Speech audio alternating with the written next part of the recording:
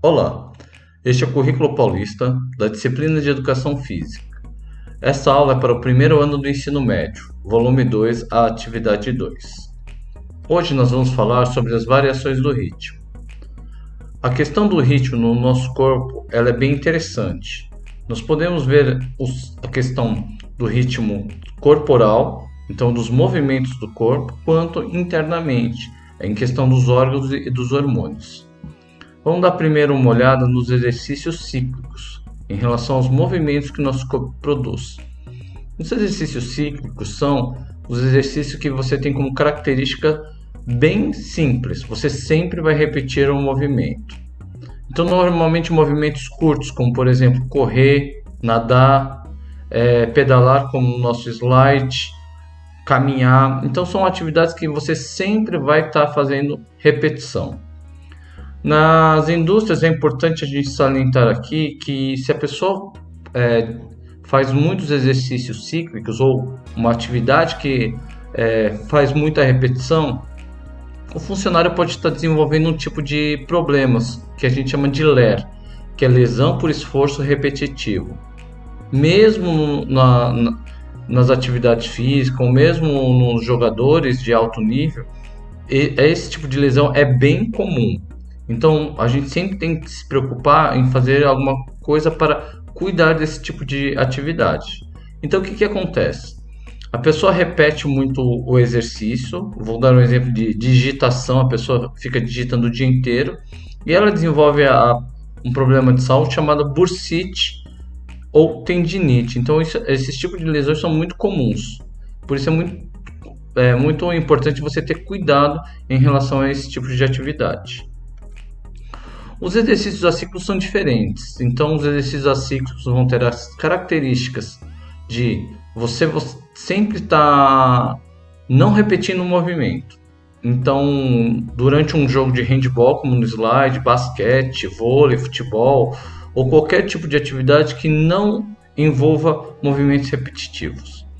E é interessante a gente salientar aqui o seguinte: uma atividade cíclica, ela pode passar para ser acíclica.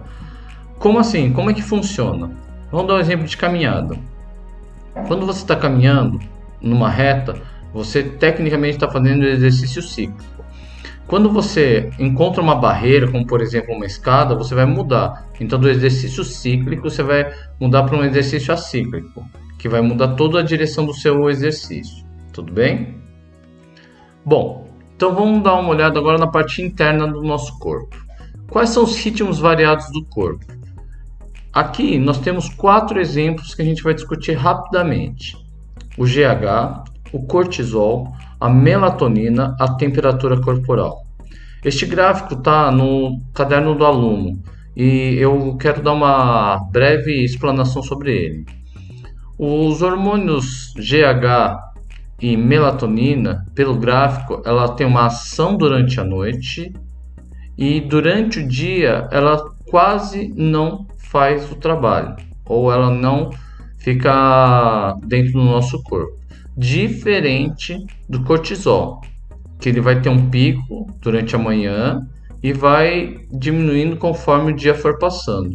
E a temperatura corporal, a tendência é que quanto mais quente for o dia, maior a sua temperatura em relação ao início de um dia. Tudo bem? Vamos falar rapidamente então sobre cada hormônio. O hormônio GH é o hormônio do crescimento e desde bebê todo mundo está com ele. Só que ele pode ter deficiências, então é como uma pessoa que não tem o hormônio do crescimento poder ter nanismo, e a pessoa que tiver muito hormônio ela pode ficar muito alta, tendo até às vezes que tomar algum tipo de hormônio para bloquear o crescimento. E ela também não faz só o crescimento, ela também vai ajudar no quê? No metabolismo, para a pessoa também ter um desenvolvimento mais saudável. E a gente produz ela durante a noite, principalmente no primeiro sono. O cortisol é um hormônio produzido pelas glândulas suprarrenais, estão localizadas acima dos rins. Qual que é a função do cortisol? É controlar o estresse, diminuir as inflamações e também ajuda no sistema imunológico, para manter também os níveis de açúcar e da pressão do nosso sangue. Bom, tem que tomar cuidado com a questão do cortisol, porque ela sofre várias variações no dia.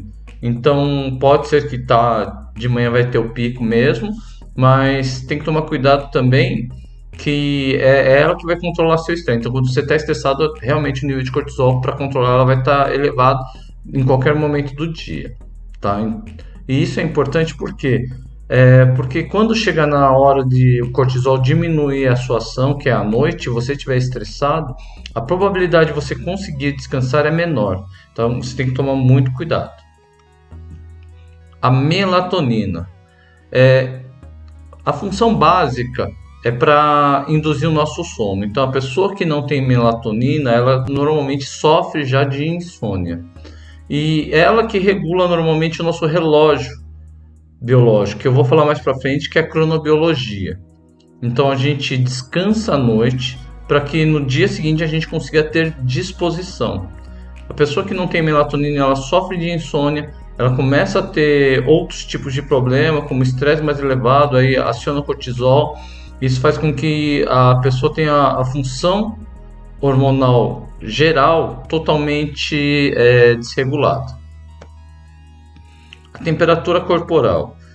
Também a gente conhece como normotermia ou eutermia, tá? Então, que é a questão da temperatura do nosso corpo. É ela que faz com que o nosso organismo produza corretamente as suas funções. Então, se você está com febre, normalmente a pessoa tem uma indisposição, não consegue realizar as atividades porque o corpo está hiperaquecido.